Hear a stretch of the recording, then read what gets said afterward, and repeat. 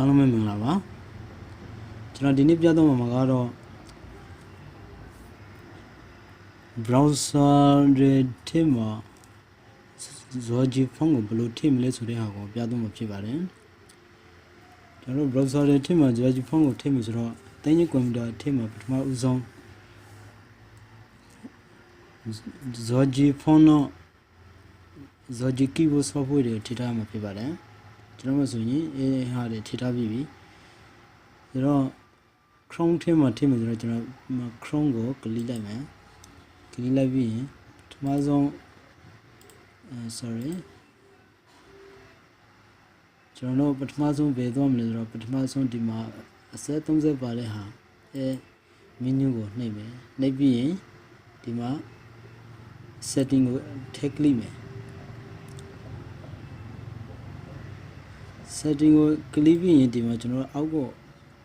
ရှားလိုက်မယ်ဒီထက်မှာ customize font ဆိုတဲ့ဟာကိုတွေ့မယ်customize font ဘေးနားကဒီအစဲလေးကိုတောက်လိုက်မယ်တောက်ပြီးရင်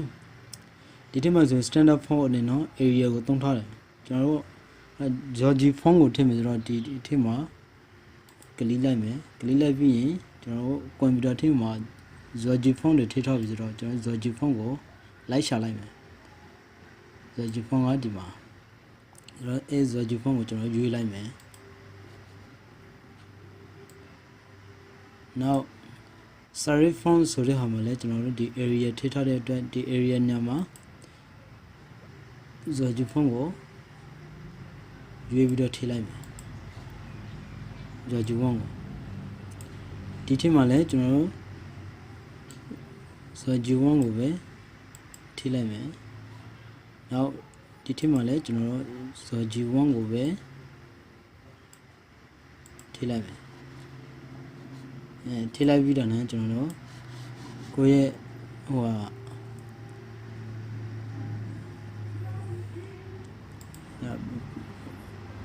တခုတော့ကြည့်လိုက်မယ်ကျွန်တော်ဒီတစ်ခေါက်ကြာရင်မှန်သွားပြီခုနကတော့ပေးပွန်ပေါက်တယ်လို့မဖြစ်တော့ဘူးဖယ်လို့ရတော့ပြီပေါ့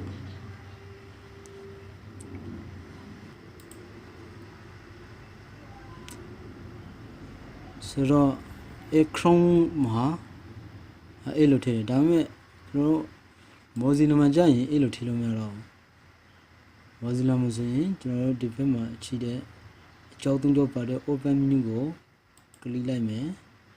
open menu ကလစ်ပြီးရင်ဒီထဲမှာကြာရင် option ကိုသွားရမယ် option ကိုထည့်ကလစ်လိုက်မယ်ထည့်ကလစ်ပြီးရင်အောက်ကိုဆွဲချလိုက်မယ်ဒီထဲမှာကျွန်တော်တို့ fonts and color ဆိုတဲ့ဟာမှာဘေးနားမှာရှိတဲ့ဒီ advanced ကိုနှိပ်လိုက်မယ် Zawgyi font ကိုကျွန်တော်တို့ဒီအောက်မှာထည့်မယ်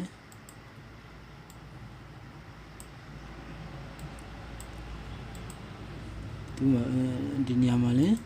Zawgyi font ကိုရွေးပြီးတော့ထည့်လိုက်မယ် sorry Zawgyi font ကိုရွေးပြီးတော့ထည့်လိုက်မယ်ဒီထဲမှာ site ကိုလည်းကျွန်တော်တို့ဒီဘက်မှာရွေးလို့ရတယ်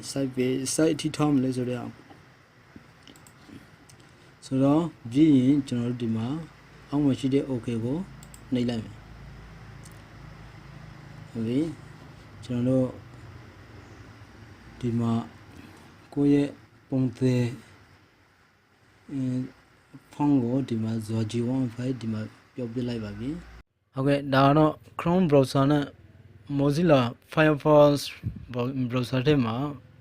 Zawgyi font ကိုဘယ်လိုထည့်တာလဲဆိုတာကိုပြတော့တာပဲဖြစ်ပါတယ်ဒီဗီဒီယိုဖိုင်လေးကိုကြည့်ပြီးတော့သင်နေတဲ့ကျင်းနဲ့အားရလိမ့်မယ်လို့မျှော်လင့်ပါတယ်